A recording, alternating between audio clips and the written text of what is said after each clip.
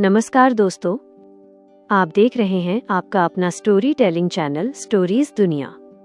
आज हम लेकर आए हैं एक ऐसी गाथा, एक ऐसे दिव्य नाग की कथा जिसकी सांस में विष था, जिसका स्पर्श मृत्यु बन सकता था, जिसकी आंखों में ब्रह्मांड का रहस्य समाया था और फिर भी उसे स्वयं महादेव ने अपने गले का आभूषण बनाया।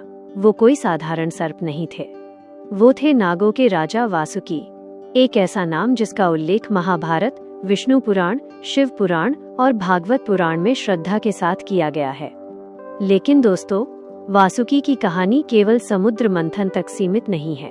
उनकी कथा में तप है, त्याग है, श्राप है, भक्ति है और ऐसा धर्म है जो आज भी हमारी जिंदगी से जुड़ता है। तो अंत तक बने रहिए, क्योंकि ये सिर्फ कहानी नहीं, ये उस राजा की गाथा है जिसने खुद को मिटाकर संसार को बचाया। पुराणों के अनुसार वासुकी महर्षि कश्यप और माता कद्रु के पुत्र थे। कद्रु को सर्पों की जननी कहा जाता है। उनके गर्भ से अनेक नाग उत्पन्न हुए, शेषनाग, तक्षक, करकोटक, पद्म और अनेक अन्य। शेषनाग ज्येष्ठ थे, वो जिनके फन पर पृथ्वी टिकी मानी जाती है, जो भगवान विष्णु की शैया हैं। लेकिन वासुकी, वे थे नागलोक के राजा।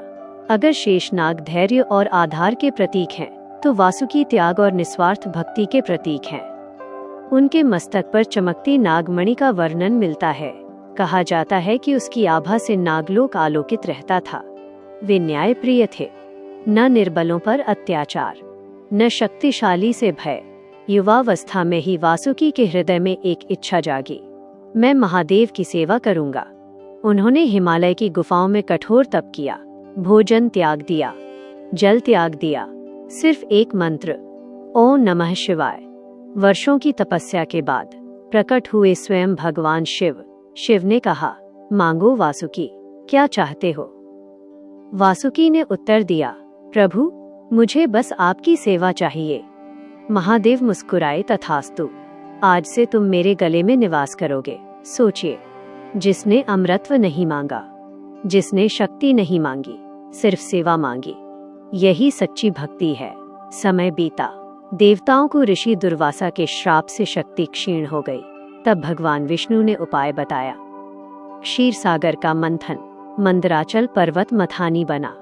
लेकिन रस्सी? तब ब्रह्मा ने कहा, इस कार्य के लिए केवल वासुकी ही समर्थ हैं। देव और असुर दोनों नागलोक पहुंचे। वासुकी जानते थे कि इसका अर्थ है असहनीय पीड़ा, फिर भी उन्होंने कहा, मैं तैयार हूँ।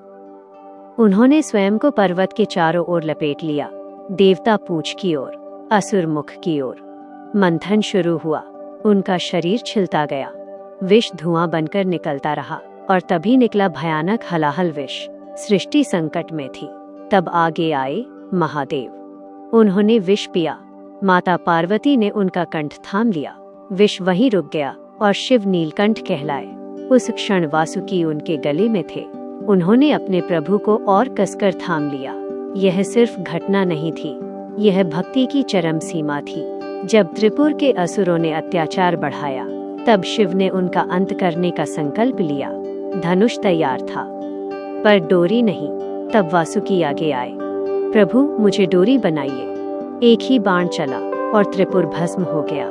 फिर भी श्रेय वासुकी ने कभी नहीं लिया। माता कद्रु ने एक छल के कारण अपने ही पुत्रों को श्राप दिया। वही श्राप आगे चलकर सर्प यज्ञ में प्रकट हुआ। राजा जन्मेजय ने नागों के विनाश का यज्ञ किया।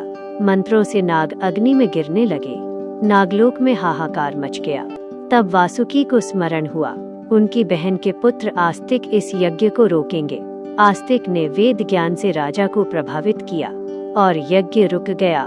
नाग जाति बच गई। एक राजा का धर्म, अपनी प्रजा की रक्षा, वासुकी ने निभाया।